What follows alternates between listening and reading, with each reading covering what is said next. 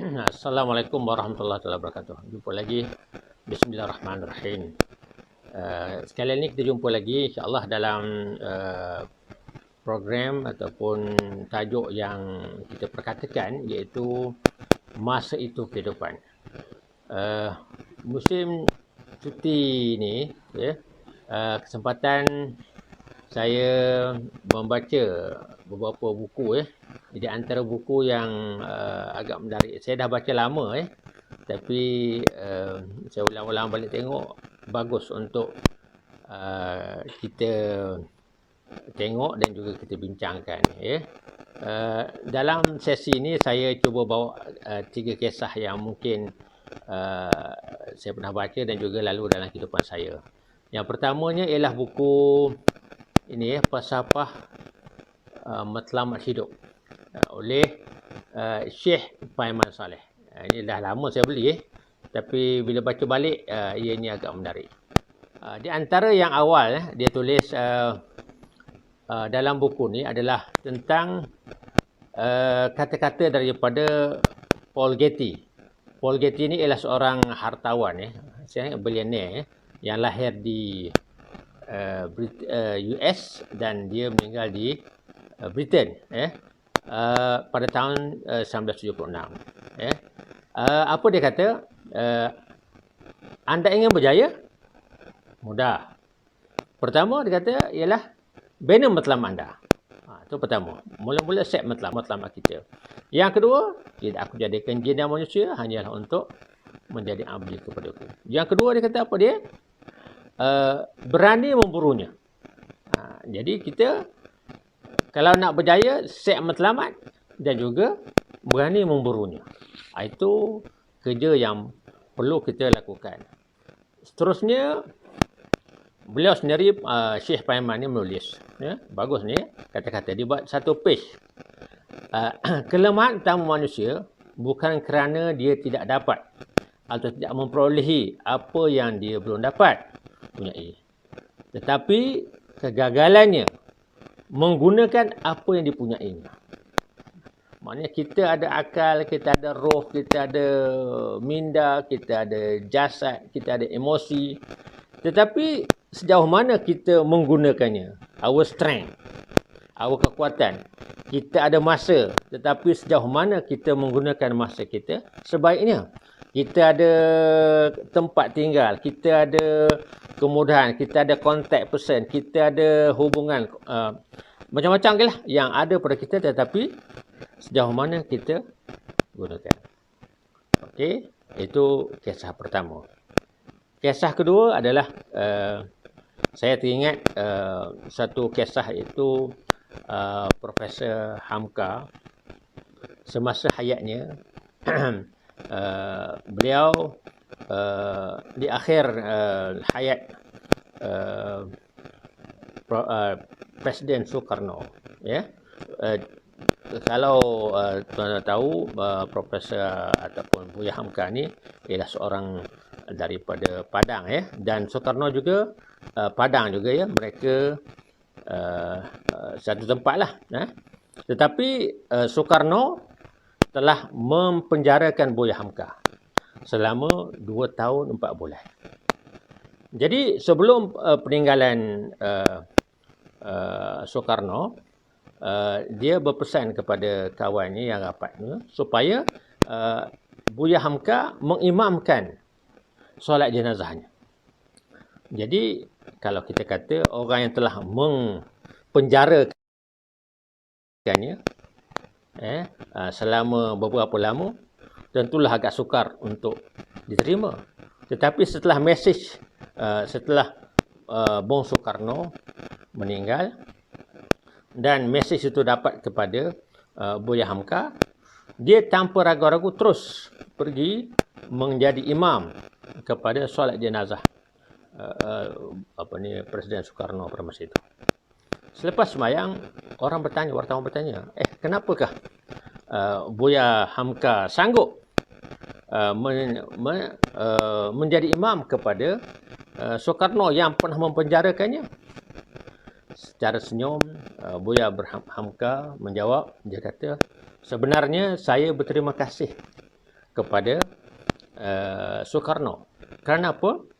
Kerana dengan dipenjaranya saya 2 tahun 4 bulan tersebut, saya boleh menyiapkan kitab saya, iaitu Tafsir Al-Azhar, yang selalu menjadi rujukan. Saya pun ada kat rumah saya, ya, menjadi rujukan kepada kita semua. Kalau tidak, dia tidak sempat menghabiskan ataupun sibuk dengan ceramah-ceramah dan tak sempat menghabiskan kitab. Oleh demikian, kita lihat bagaimana Buya Hamka menggunakan masa sebaik mungkin 2 tahun 4 bulan untuk menghabiskan kitab. Kisah habis kisah itu, kita ambil pula kisah ketiga, iaitu ini kisah saya sendiri, iaitu saya bersama dengan kawan saya pada masa itu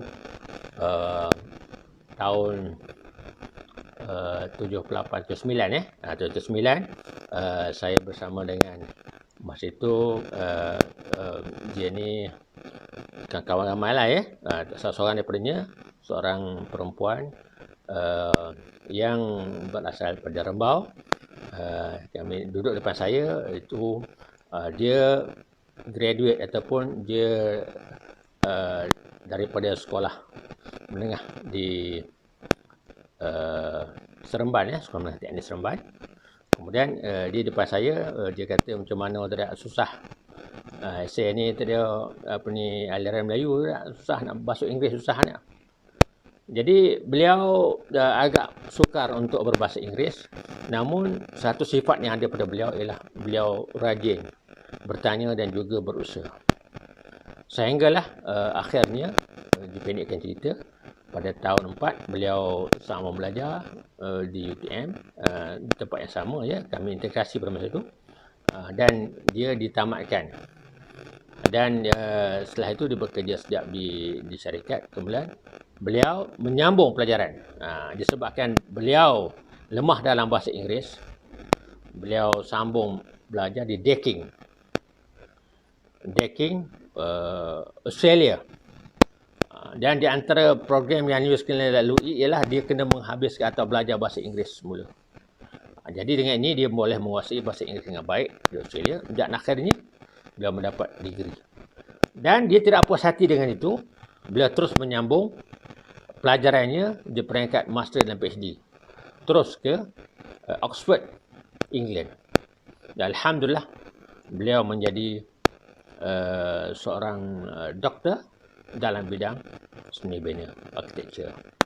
Dan sewaktu balik, dia di antara orang masa itu, saya perempuan yang pertama mendapat doctorate dalam architecture saya. Dan beliau mengajar di UIA, masa itu di UiTM, kemudian belajar mengajar di UIA.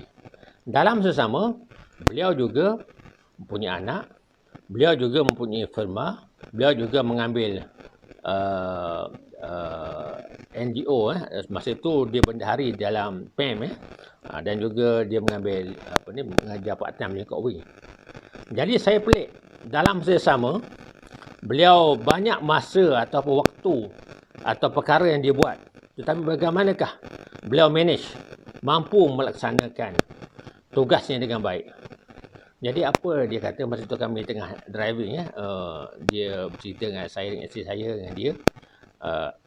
Dia kata senang saja, apa yang dia buat adalah formula dia beri ialah dia fokus.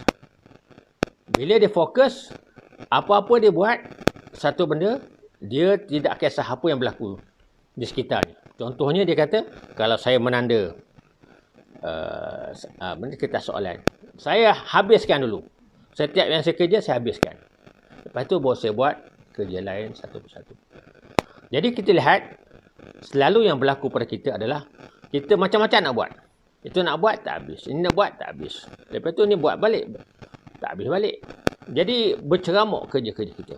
Tetapi beliau Alhamdulillah, formula itu sampai sekarang saya pegang, iaitu setiap perkara kita fokus, kita betul-betul tumpu dan beri perhatian kepadanya hingga dia berjaya, insya-Allah.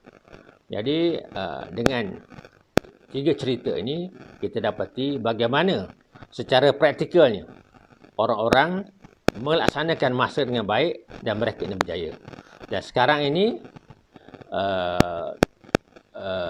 dulu saya panggil Asiah, sekarang ni dia adalah Profesor, Datuk Seri, Doktor, Arkitek Asiah binti Rahim. Masih lagi bertugas di pensyaratan. Ingatkan.